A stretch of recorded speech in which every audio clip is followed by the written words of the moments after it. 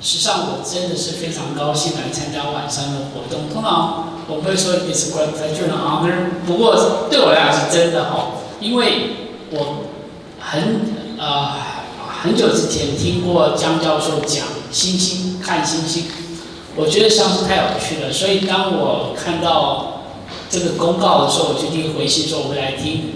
So that's why I got the job assignment 因为我说我要来听，他就说那我来 host。不过 really for me it's really a great honor and pleasure to host the speaker who you are really interested in 所以我真的很高兴来参加这场活动那实际上翁主任给我 job assignment， 他给我一张背景不过他刚才特别提到的一件事情，感谢中华精测。不过刚才翁主任已经提了。不过我想这个通识教育中心因为办这系列的活动上是非常有趣的。我们知道上学期讲达文西，这学期讲沈光，那我想都是非常有趣的一个活动，非常重要的活动。那刚刚最主要讲的是今天那个江国兴教授那他说他今天会用英文演讲，不好意思，他说 Probably you can understand English better than his Mandarin 然后他今天的名字是梦溪话穹苍。那他跟我说他今天没有要讲这个星星，然后讲播还是跟他讲天文。那我就讲一下江国兴教授他实际上是香港出生，然后他在香港理工应用数学系毕业，然后从1987年获得硕士学位。我记得那时候他还特别讲他以前怎么看星星。香港不是一个好看星星的地方但是所以也因为这种样子，所以反而养成喜欢看星星有一特殊的努力所以我想这个是为什么他后来会走上天文。然后1997到英国牛津大学获得他的博士那其他我想就不用念他的这些论文。那2007他就到了清华，然后他研究这些高能天文上做的真的非常的杰出。那2008年那时候台湾的我们学校的媒体要介绍他观察到来自超新星爆炸 X 光然后他有一些成果，这些成果当然后来让他得到不少的奖，包括了叫听我要记我的名字，不要把这奖念错，叫年轻机遇学者奖所以我想他在他的研究上面表现非常杰出。那实际上他的中文虽然带点腔调，但是让他演讲来讲，另外演讲是非常的杰出，做得非常好。那我相信他今天用英文讲应该会比他中文演讲讲得更有趣只不过用英文讲这个古代的历史，这件事情这种双边的挑战实在是很高。这是为什么？我不敢用英文介绍这个实在是太挑战性没有准备上太高一点点。不过我们真的很高兴今天有机会来听江国兴教授的演讲，那我们就再次欢迎江教授，谢谢。So thanks for inviting me to this talk, and this is a very special talk. So when the General Education Center invited me to introduce this person, okay, I know about his contribution, mostly in astronomy, and I know he is very capable, okay, but that's it, okay, because, well, for me, I use the most advanced telescope to do the observations, so why bother his contribution, okay? But anyway, I thought it's a good opportunity to introduce a outstanding scientist to everyone, and so I take this challenge and then prepare the talk. And it turns out that I need to prepare quite a lot. Okay, I need to read a lot of articles written by him. Okay, and all of them are 古文. Okay, luckily, although my spoken Chinese is very bad, okay, I studied Chinese literature in high school, so it helps a little bit. Okay. So anyway, so today my talk will be mainly concentrate on his contribution in astronomy and science mostly about physics.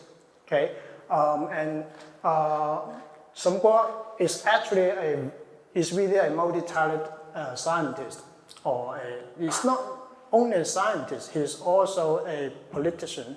He's also good at art. Okay, and science is just one of his many talents. Okay, and when I read his article, okay, I realized that it's very difficult to find someone in the world, even now, okay, to master his job. Okay, so I will introduce more about his contribution in this talk. Okay, so the English title is more obvious for you. Okay, it's basically about the universe. Okay, and the Chinese title is more fancy, and probably you may not know what is 梦溪. Okay, or if you look at this big poster, 梦溪笔谈. Probably you don't know what it is if you don't know this guy. Okay, so this is one of the many words, okay, of Shen Gua, and this basically summarized. It's more or less like it's written near just before his death. Okay, so basically just a summary or reflections of his life, contributions in many different areas. So in this talk, okay, although I talk in English, okay, you will see a lot of Chinese, okay, but they are in Guan. So you may need take some time to digest what it is, okay. So let me just give a very quick summary of his contribution. So because we have a series of talk. Okay, so if you're interested in his work, I encourage you to come here to listen other talk as well. So basically, his talents actually start from his very young age. Okay, so basically when he was very, very young, he read a lot of books. Okay, so he is already very clever at the young stage. But the real talent, okay, is coming when he joined the government in the Song dynasty. Okay, so there's a story behind that, because in ancient China and in the Song dynasty, so if your father is a civil servant in the empire, okay, after your father passed away, so you will become the officer in the government. So basically, it just passed one generation to another generation.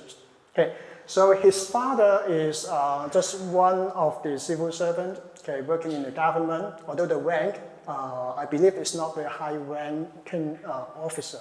But anyway, after his father died, okay, so he joined the government in 1054. Okay, and again, it starts with a very low-ranking positions. Okay, and he joined the government in 1054, and here, just remember this year, and probably if you are from Astronomy Institute, you know why you need to remember this year. Okay, so at the end of the talk, I will ask you why, okay, and tell you why you need to remember this. So at the beginning of his career, he mostly responsible to agriculture and water control, okay, to improve the farming of the countries. Okay, and the most important thing in his career is in 1063 when he 中进士.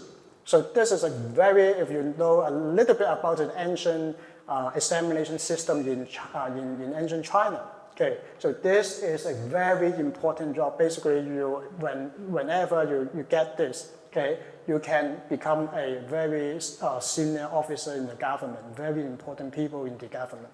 Okay, so this is a really important thing. So of course, after he get this, he by default he become a senior officer in the government, and one of the very first jobs, okay, is to become Xitian Zhen. So basically, it's a using today's language, is the head of the astronomy world, or if you want to really compare with the Western world, okay, so in the UK we have the Astronomer Royal. Okay, so basically he is the Astronomer Royal in the Song dynasty. So why bother astronomy? So in a moment I will tell you why. And in fact, astronomy or astronomers are very important in ancient China. Okay, not like nowadays. I'm an astronomer, but well, I cannot affect the government much. Okay, but at that time, it's really a serious business. Okay, so I already talked about the夢溪話穹. Okay, so basically, so today the talk will be concentrate on the contribution from this work. Okay, and I will also suggest you to take a look. It's not a long work. Okay, and you can just pick up some interesting sessions to read it. Okay, so why astronomy is important in ancient China, or I can say in every civilization. So, for example, in Egypt, okay, in India, they all have a very good astronomy in the past. Okay, so one important thing about astronomy is that we can develop and set up the calendar and to tell you the time.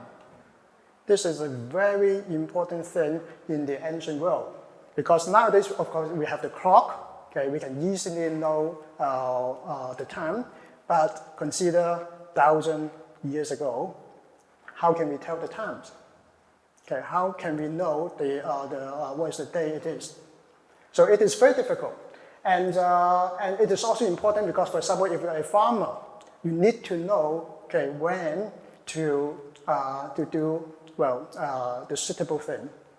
Okay, and if you need to travel, once again, also you need the time. Okay, otherwise you will lose your directions. Okay, so that's why it is very important in the ancient world, okay, to develop astronomy. One way to develop the calendar is to observe the objects in the sky. Okay, because we have a more or less like a clockwork in the sky. So we know that the sun, the moon, they will just rise from the east and then eventually set in the west. Okay, so they have a pattern. So we can use it as a clock. Okay, so that's why if you have enough observations, enough data, you can develop some kind of calendar or system to tell you the time. Okay, so that's why in almost every civilizations, they have many different methods, okay, or even build something very beautiful to tell the times. Okay, and in ancient China, we also have a belief is that the sky and the human being has some certain kind of connections. Okay, so whenever something happens in the sky, it will affect human being. Okay, of course, other civilizations may also have a similar thinking. So that's why being an astronomer is important. In addition to develop the calendar to tell you the times, they can also tell the king, okay, what he should do. So for example, so they can do some predictions. So for example, they can relate to some event, for example, solar eclipse, okay? Or maybe something happened, there's a new star in the sky, okay? And then the astronomer has to tell the king what to do. So imagine that if you know nothing about science, if all of a sudden during the daytime the sun disappears, what will you do? And then suddenly I come out and tell you that, okay, there's something will happen. Okay, then you may believe. Okay, even nowadays in Taiwan, in the Chinese communities, those fortune tellers telling you to do something. Okay, and of course not all of us will believe that, but some people really believe them. Okay, so in the past, the king also the same. So whenever the astronomer tells them to do something, they may act accordingly. For example, to go to with a war with someone, okay, or to do something. Now, of course, they are very senior, And at the same time, if you say something wrong, okay, you may lose your life. Okay, so there's, but anyway, astronomers are very senior staff in the ancient China. Now, the calendar, of course, in practical way, we can tell you the times, okay? And also, the other thing is about the symbol of power, okay? So it's not surprising that if you look at the history, okay, especially in China, okay, for every dynasty or every king, okay, they may develop a new calendar because it shows the people that, okay, I'm now the new rulers, okay, of these countries. Okay, so everything has to be new. So that's why it's really just a symbol of power to tell people that I am the new king. Of course, for the practical thing, I already told you something, for example, farming, and also for taxations, to tell people when you need to pay the tax, and of course, the navigations to go somewhere. Now, all this about calendar and the time, we need to do a lot of observations, and we basically follow the following sequence. Okay, so we have the start with the observations, okay, and then to figure out the patterns, okay, and then from the patterns you can develop some laws, okay, to justify these patterns, and of course we will make the predictions. Okay, for example, if you develop the calendar, you predict when the solar eclipse happens. Okay, so for normal people, they will just look at astronomy as a magicians. Okay, why you can do that? Okay, of course they have a lot of data, theory to back up this. So they make the predictions and then to do observations again.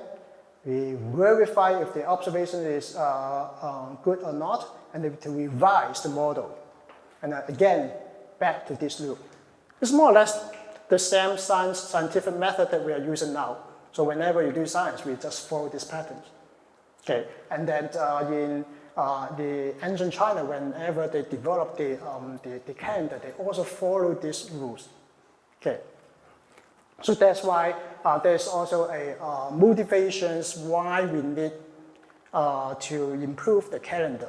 Not only just a new king, but also in practical way. So I will show you a moment about this thing. Now, one of the contributions from Song Guo is to develop a new calendar. And basically, throughout his career, okay, he just built up one calendar. This one, Feng Yuan Li. Okay. And this calendar is, again, it's very similar to other Chinese calendar. So if I'm not sure whether you're familiar with the Chinese calendar. Okay, so even nowadays we are still using that. So many people just call it lunar calendar. Okay, Longli. And just refer to the moon. But in fact, it's not correct. Okay, so ancient, the Chinese calendar or the lunar calendar that we are using actually is what we call the lunisolar calendar. It's a combination of the moon and the sun. So that's why we have the yin yang he li. Okay, so for example, in the lunar calendar, we always use the phase of the moon as the to define the month. Okay, but also sometimes you will know that in certain year you need additional month, a leap month, yuan year. Okay, why? Because we need to match with the orbit of the sun.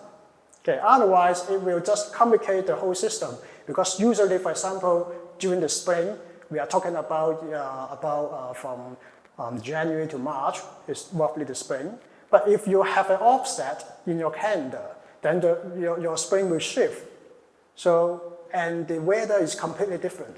So it will just confuse everything. So that's why people have to adjust the lunar calendar, if you just purely calculate due to the lunar orbit, we need to calculate to match with the sun as well. So that's why we call it lunisolar calendar. Okay, so basically, in the history of ancient China, okay, or I would say before the establishment of Republic of China, okay, we are using this lunisolar calendar. Of course, if you know about the history, actually the first group of people in the Chinese community using the Western style calendar is Taiping Tengguo. Okay, so actually they introduced first Western calendar in China.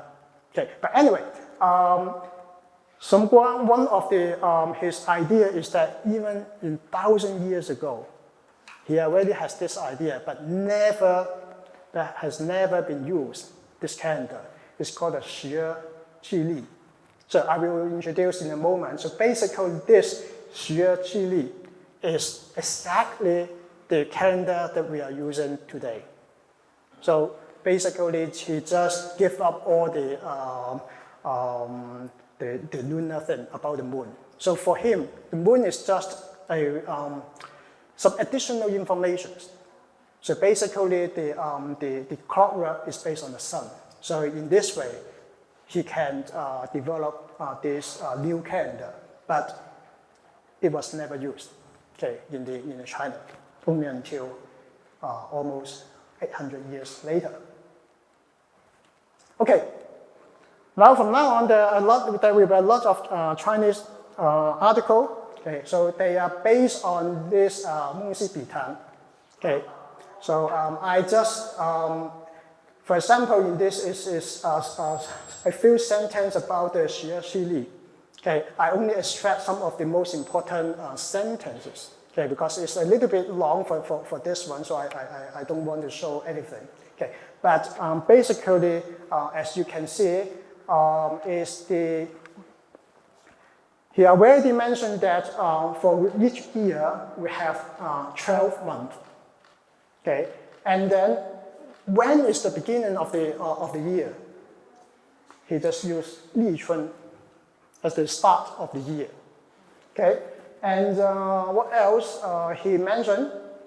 For example, 12 months, and some of the months have, nowadays we have 31 days, 30 days, okay? And then we have 2 months. Basically, they have 30 days, okay? And even he did that, this just happened once in the calendar, okay? And using this format, basically the entire calendar will match with the 4 seasons. So it won't change. So just follow these rules, you will have, if it is in June, then it is summer. You don't need to worry about whether in June it is already shift a few months, whether it is winter or spring. So that is a pretty clever at that time. Now, but as I mentioned, this calendar was never used, and in fact, in his work, he lastly mentioned a very interesting sentence. Okay, so basically there's an entire paragraph about this calendar. Okay, so after almost at the end of the paragraph, he mentioned that basically if he implement this calendar, people must be very angry with him. So no one will use this. Okay, but after certain times, so 800 years later, it will be very useful. So he already predicted that in the future, this calendar must be a useful calendar. Okay, so he already predicted in 11th centuries. Okay, so it's pretty amazing. Okay. So I find that when I read his work, he always have some comment or suggestions near the end of the article. And some of them are pretty interesting. Not only the science probably we all know about that, but some of his comments really interesting. Okay, now I want to show you a preview of a movie. Now, but this movie is a Japanese movie. It's not about the Chinese calendar, but the idea I want to show you this movie is that this movie is about a revolution of or development of calendar in ancient Japan. So probably many of you know that Japan is influenced by Tang Dynasty. Okay, very much. Okay, so in fact, in this, for a long time, the ancient Japanese used the calendar developed in Tang Dynasty. Okay, I think for almost 800 years. Okay, now the problem is that after a long time, so in this movie, I think the setting is roughly in Ming Dynasty, corresponding to the Chinese, is about the Ming Dynasty. Okay, but they are still using the calendar developed in Tang Dynasty. Of course, there must be a huge error in the calendar. So at that time, they want to develop a new calendar. Either use some of the more advanced calendar developed by the Chinese, okay, because it's already in Ming Dynasty. We actually have a very good, in ancient China, we already have a good calendar system. Okay, or they develop their own system. Okay, so during the movie, you will see that how we can do that. Of course, just go through the cycle that I mentioned to do the observations, to compare with the real observations, to revise and to check whether which calendar is good. So they have several calendar days. Okay, so after that, the conclusion is that all the calendars from the China is not good for them. So at the end, they develop their own calendar.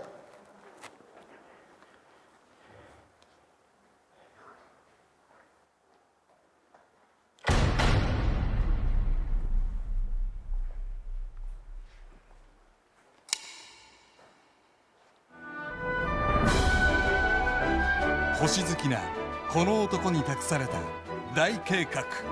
暦がずれている。お主に改暦の儀を命ず。私は一介のご一に過ぎず、そのような大名は。天を相手に真剣勝負を見せてもらおう。ああ、分かんなくなった。測り直しですよ。私たちが小さいのではない。世が大きいのだ。天はさらに広大だ。されば水戸が助ける。多くの民の前で白黒はっきりさせましょう。暦は帝の司る聖域だ。誤謬は許されんぞ。はっ。お職にございます。なぜ不吉じゃ。日の軌道がずれている。天意は使える我らにしか推し量れんよの。いよいよわからない。なぜまた外した。弱音は禁物でございます。お前に何がわかる。あなたのなすべきことはわかります。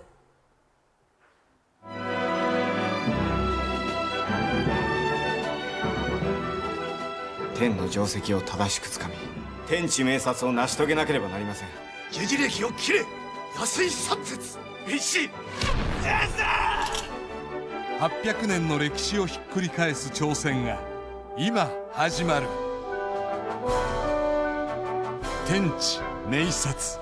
どうか私より先に死なないでください。Now you have some idea how the ancient people work on the observations to improve the calendar.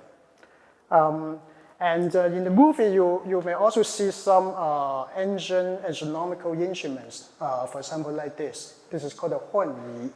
Okay, so of course this one is not, it's just a replicate one, and I think you can find a similar thing in many places in Taiwan. So for example, I think this one is 工艺科学馆 in Kaohsiung. Okay, and I believe you can also find similar thing in Taipei Tenmenguan and also Taichung Jian 科学馆. And they also have the similar thing, and I think that the one in Taichung is really a big one. Okay, and these instruments is to basically help the astronomer to measure the positions of the star, to tell the location of the stars, such that they can have a better positions to do the calculations. Okay, so this is one of the very important instruments in the ancient astronomy. And Shen Guo also developed, he basically, based on the previous design, and improved the capabilities of these instruments. So he actually has a book about these instruments. Okay, so he spent a lot of time on investigating how to improve it. Okay, so for example, on the right-hand side, you can actually also see the similar thing, the Huanyi in the banknote of the Bank of Korea.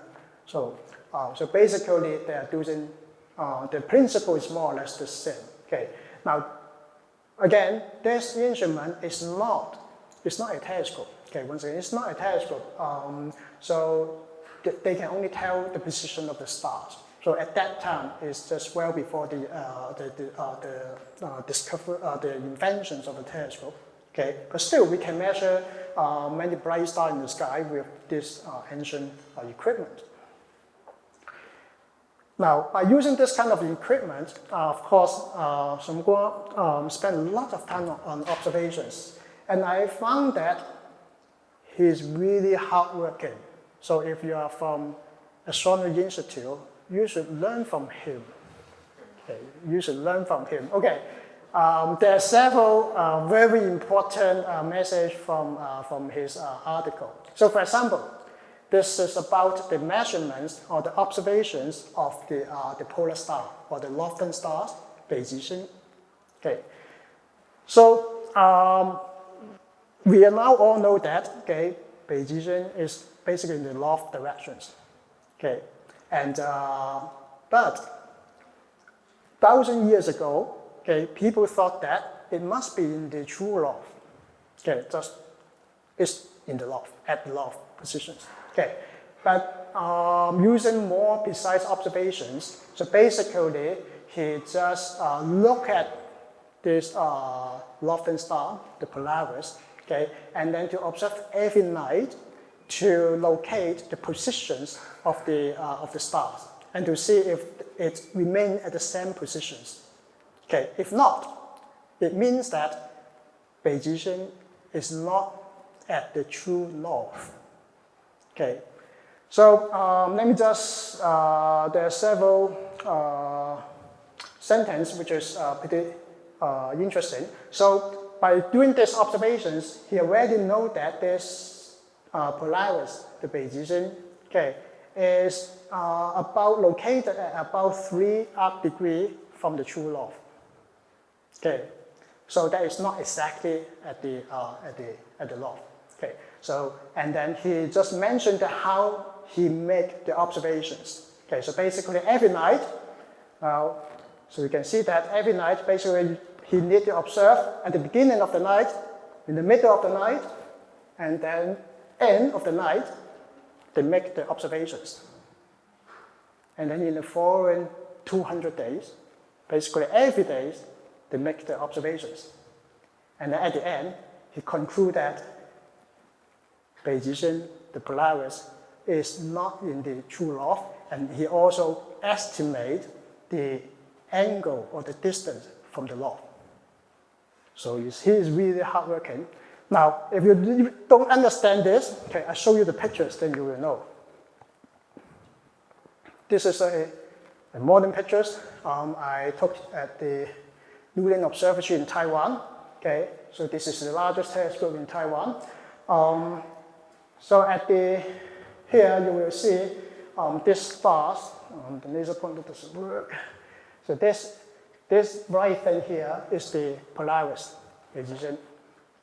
Now you see that it's not, if it is really at the north, it should be just a point. But instead, you see it's moving around, move a little bit, because I took these photos for about 5 hours. Okay, so it just traced this small trajectory. Okay, only five hours. Now, if you just follow his suggestions, okay, and then do it 200 days, you will have a much better understanding. But basically, this is the picture that we have. Okay, the lofting star is not at the real loft. Okay, but anyway, by doing this, he can really pinpoint the directions, because whenever we want to develop something to describe the motions in the sky, we need the directions. Otherwise, we don't know what to do. Okay. Now, after he discovered the offset of the Polaris, okay, his second job is to look at the magnet. We know the compass, okay? We all know the compass, and then just look at the needles, and then we know the north. Or nowadays, we have the digital compass in your smartphone, then we can tell where is the north it is. Now, probably if you are not in the earth science, okay, you may not know this, is that what we are measuring from the compass is what we call the magnetic north. Okay, it's not the true north. So if you look at, for example, this poster or this diagram, so it turns out that the true north and also the magnetic north has a small angle, a small offset. It really depends on the distribution of the magnetic field, okay? And because the inside the Earth is not a solid thing, okay? So it can change. So this magnetic field can change over time. So which also means that this angle, or in different locations, this magnetic north will change. Okay. And so of course nowadays we have this knowledge. And in fact, I will show you in a moment that we can easily correct that. But at that time, okay, Shen Guo basically just do the experiment to test this magnetic north. Okay, so basically he just used the compass, okay, and then to check whether it is point directly to the north or to the south, basically the same, okay. So, which means that he must know the true north very accurately. How do we know? From the sky, from the star. I already show you the Beijing. This is more or less the true north. Okay. Then he know the positions, and then he measure the angle between the true north and the needle. Okay. Then he can define this magnetic north. Okay. And many people believe that he is the first one to discover this important thing. Why it is so important? Okay, if you look at your smartphone, okay, sometimes in some applications you can have, for example here, use true north. Usually you just turn it on, okay. Then whenever you use the compass, it will point to the true north. The reason is that it will calculate according to your locations about the offset between the true north, and this is called the magnetic declinations.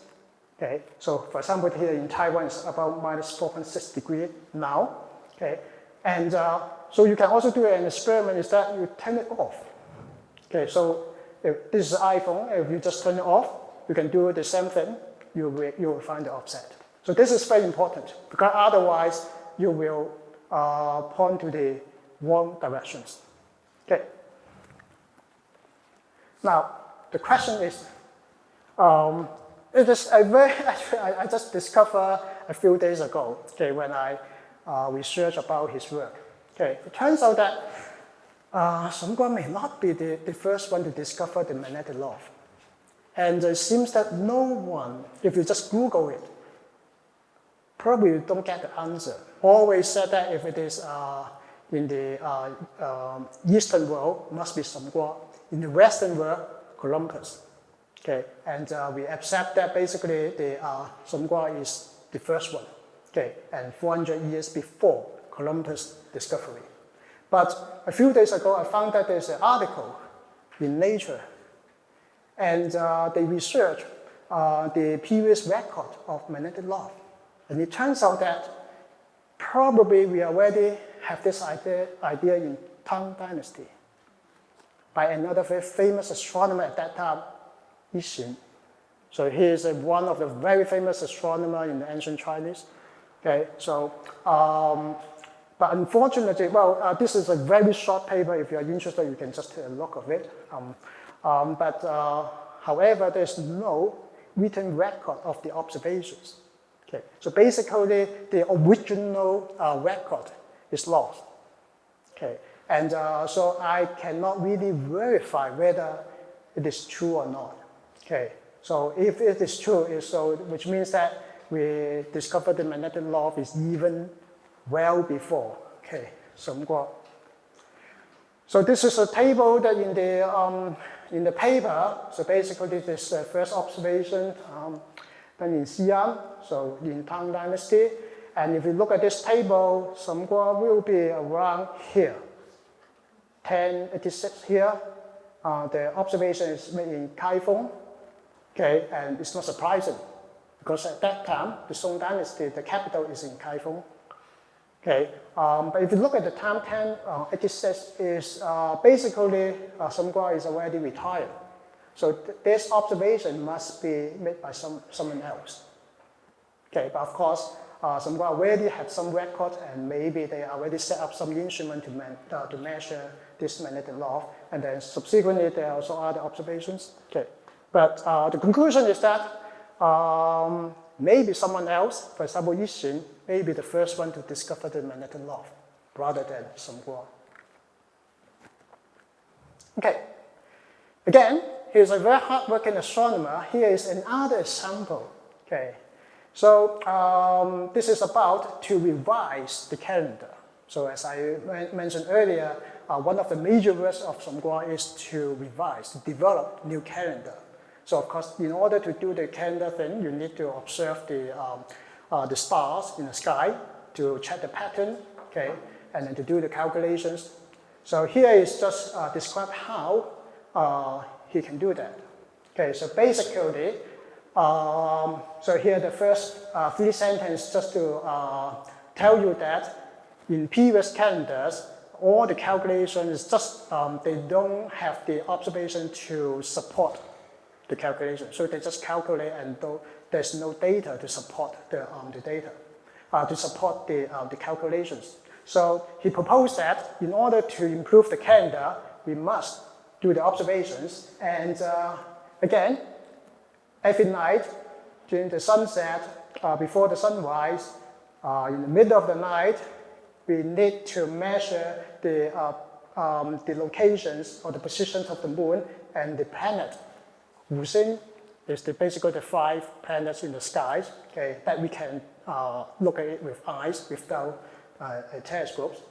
And then here we need to keep a record, not just look and then that's it. You need to keep a good record, okay, for 5 years. So probably if you're doing a PhD, it's already a long time, okay. But it shows that it's hardworking. Okay. So he also mentioned that during these 5 years, because not every day is clear sky, right? And so they've just removed some of the bad weather. So basically, the effective data set is about 3 years of data, corresponding to 3 years of data. And not only that, after that, we need to do the calculations. Okay, so in today's language, what it is? Big data. Big data, so you accumulate a lot of data. Okay, and then at the end, you need to do the calculations to develop some method, develop some idea based on the data. So this is the important thing. Okay, now, I try to find someone, okay, in history to compare with his work. It turns out that almost impossible. The closest thing that I can find is these 2 guys. Okay, so if you study science, engineering, you probably know who is Kepler. Okay, we have the Kepler's law. I will mention it in a moment. Okay, and Kepler's at that time, okay, we are talking about 17th century.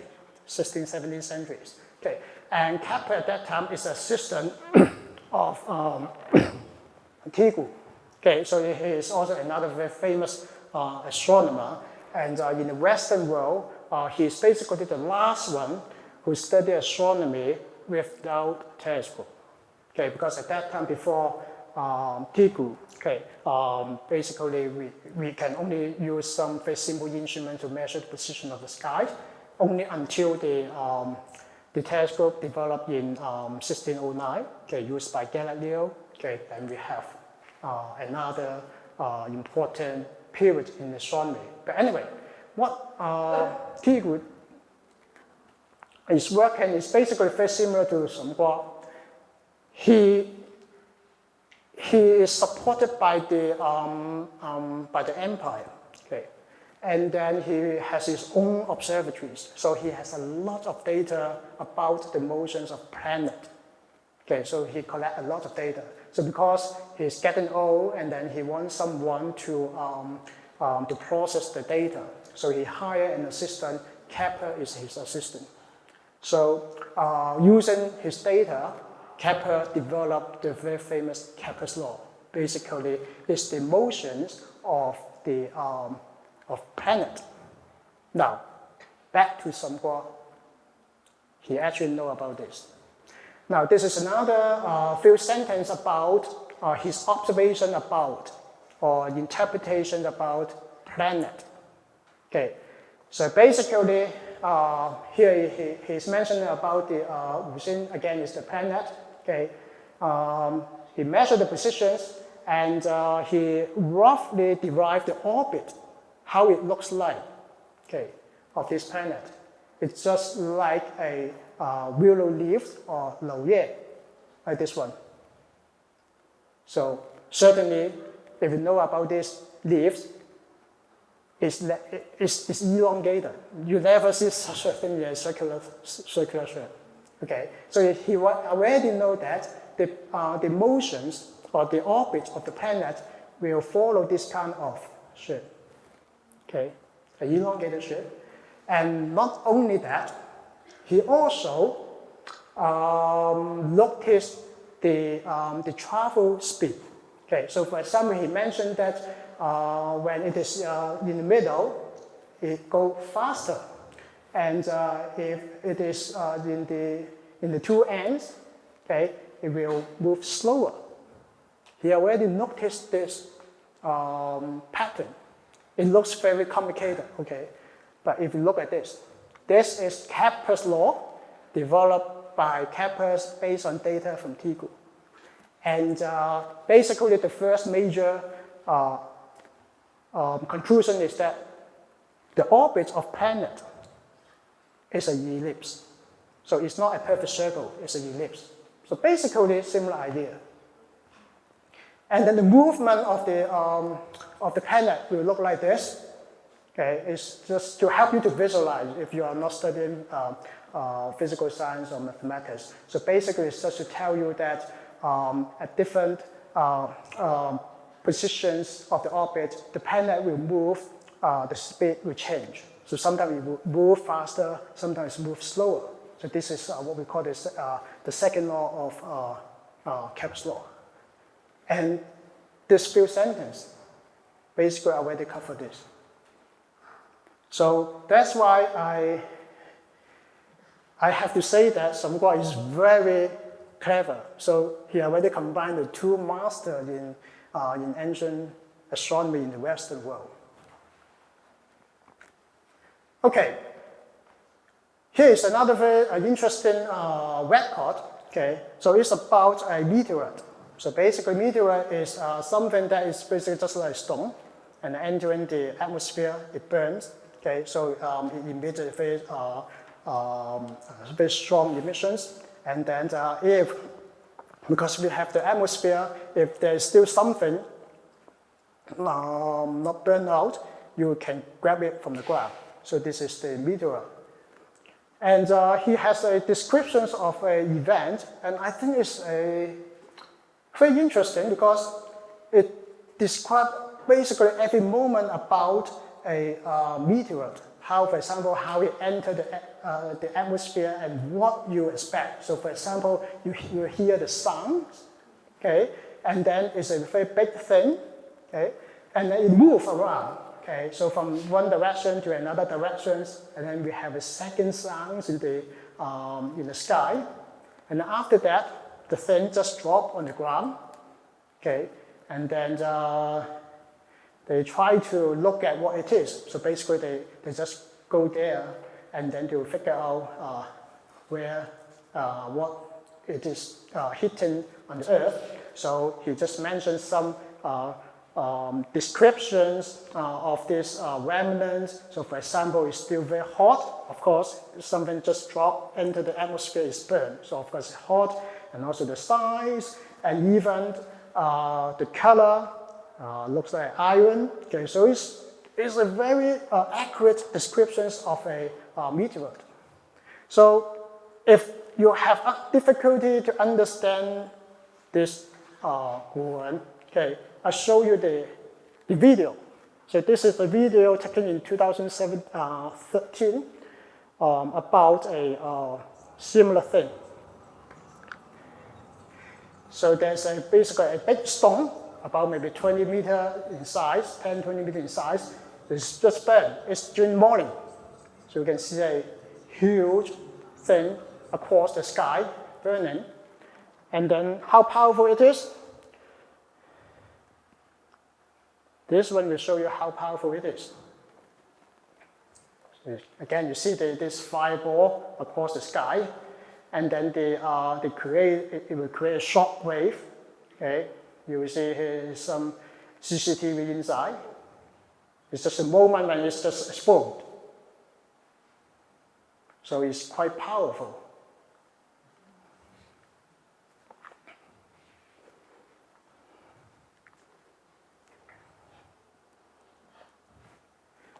So now we know that this is the meteorite, basically just like a stone, okay, on the ground. So coming from the space.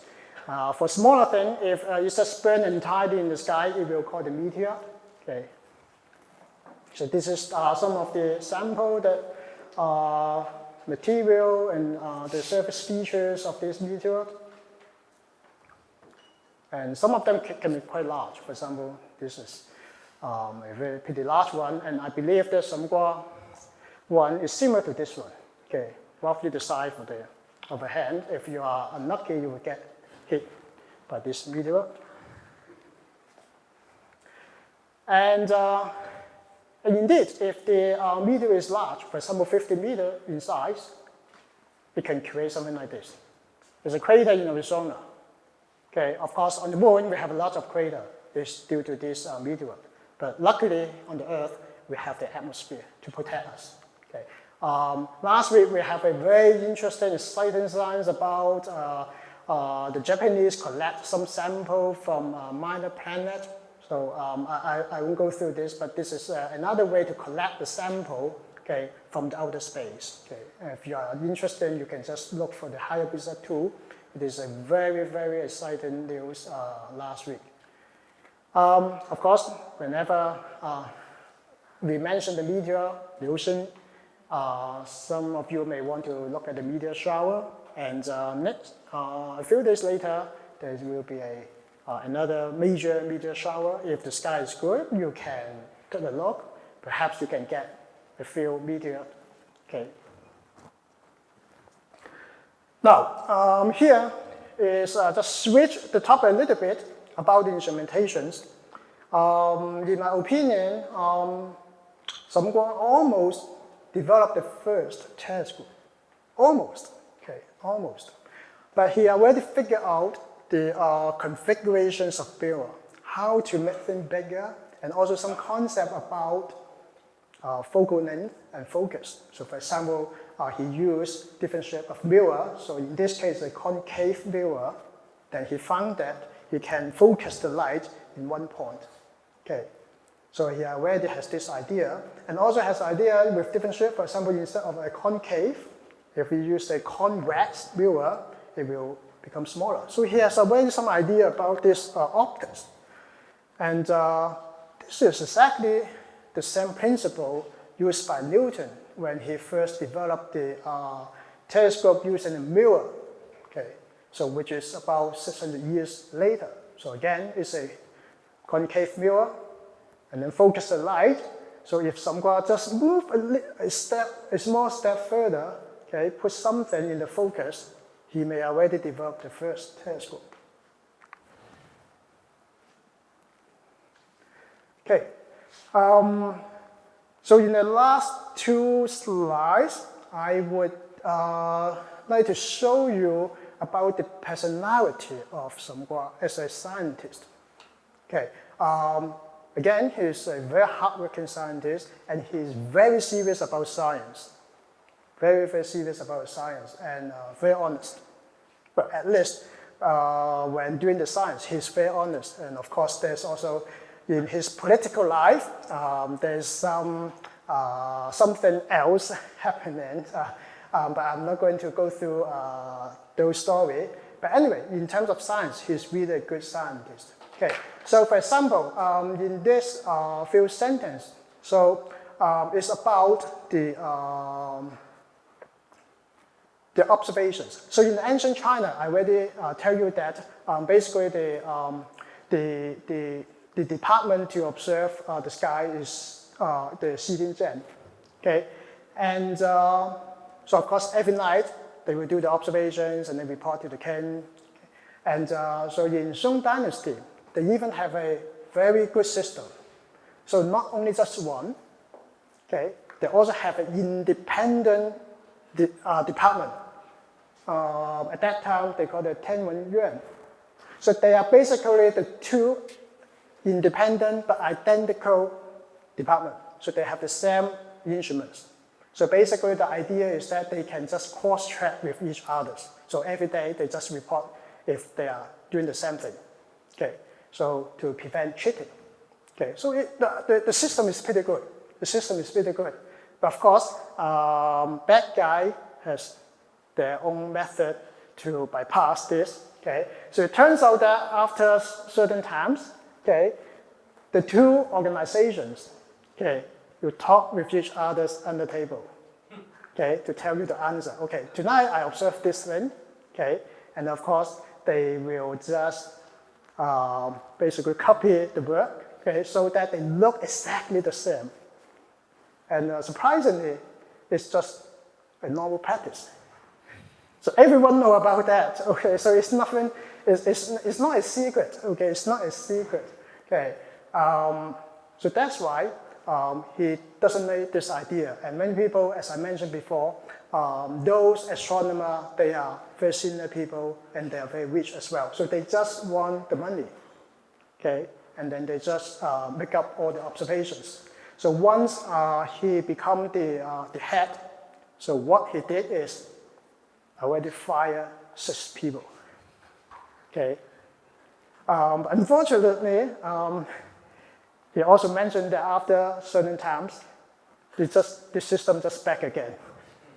Okay, but anyway, so he is quite serious about how to do science. Okay, and he has his passions and philosophy. Okay, and this is another thing about his mentality. Okay, so this is again is about at that time. Again, because most of the positions in the government, so they basically pass from one generation to another generation. So it depends on the mentality of the next generations.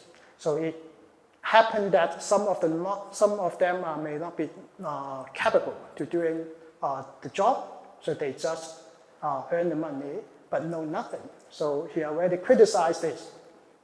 Okay, there are many people doing this thing. So when he developed this Fengyuan Li, okay, I already mentioned that.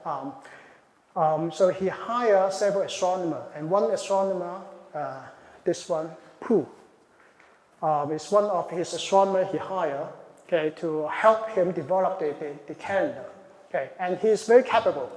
Okay, so from this message, he mentioned that he's very capable, okay, and basically because he's so clever, okay, people angry about his talent. Okay, so it's always happen. Okay, if you are too good, okay, someone will not be happy about that. Okay, and so that's why it will affect his career. Now, of course, he also mentioned that although the bad people cannot really do anything, okay, to this young astronomer, but it also affects his development.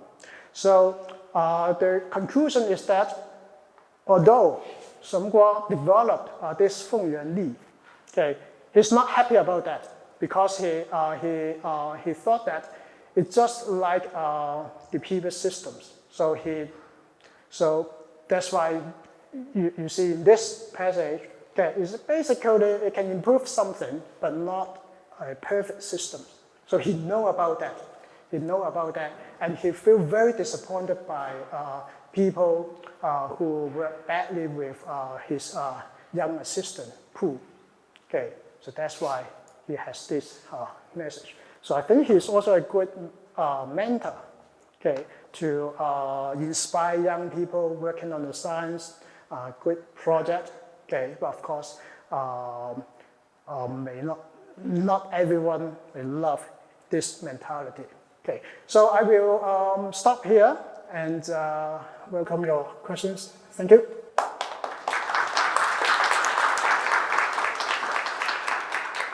I think it's about time, so let's thank the speaker again.